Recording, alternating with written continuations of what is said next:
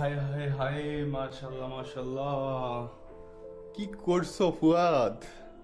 ফুয়াদ তুমি কি করলা রুমটাকে ফুয়াদ? পুরাটা রুম কি এলোমেলো। এইসব জিনিসপত্র কি আমার?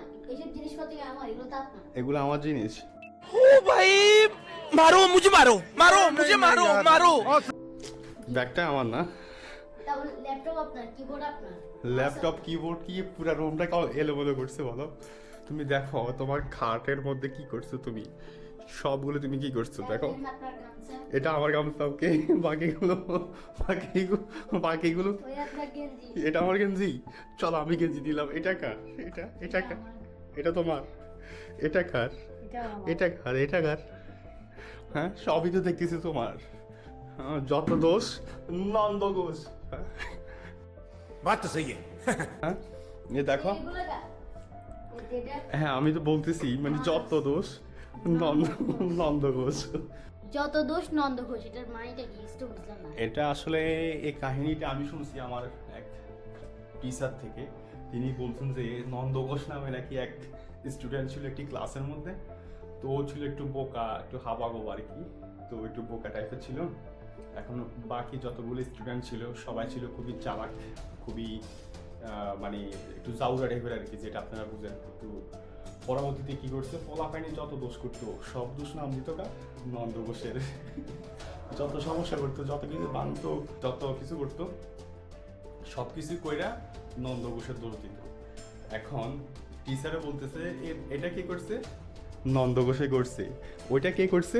নন্দ ঘোষে কে করছে। এটা করছে কে? নন্দ ঘোষ। ওইটা করছে কে? নন্দ ঘোষ। সব কিছু কিসের দোষ? নন্দ ঘোষের দোষ।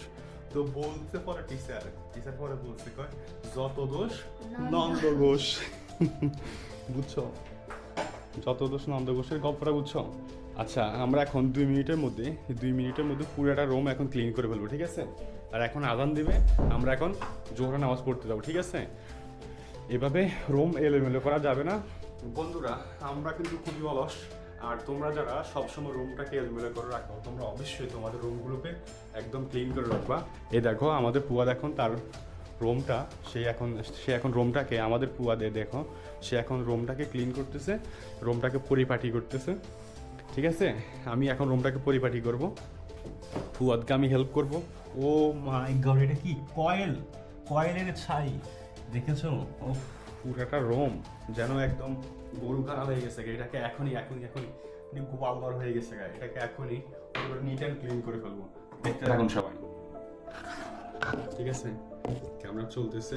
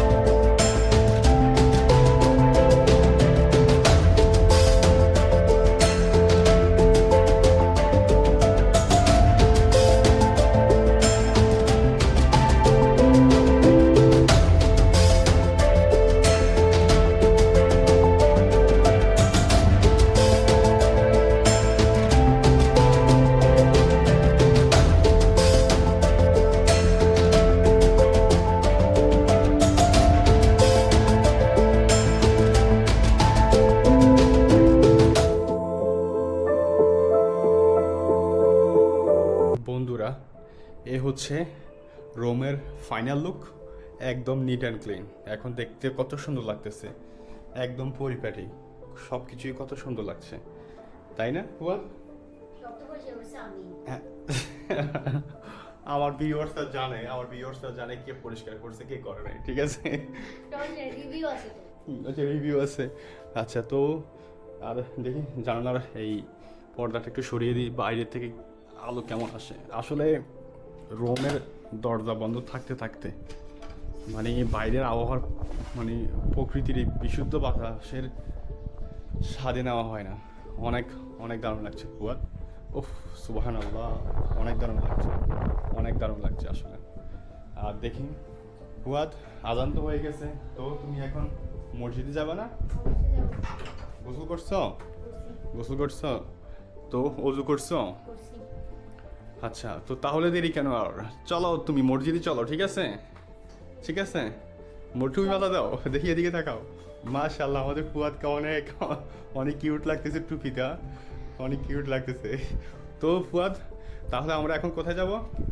আমরা এখন যাচ্ছি মডার্ন মসজিদ। মডার্ন মসজিদ আমাদের বাসার পাশে, এখানে মডার্ন মসজিদ। আমরা এখন গিয়ে জোহরের নামাজ পড়বো।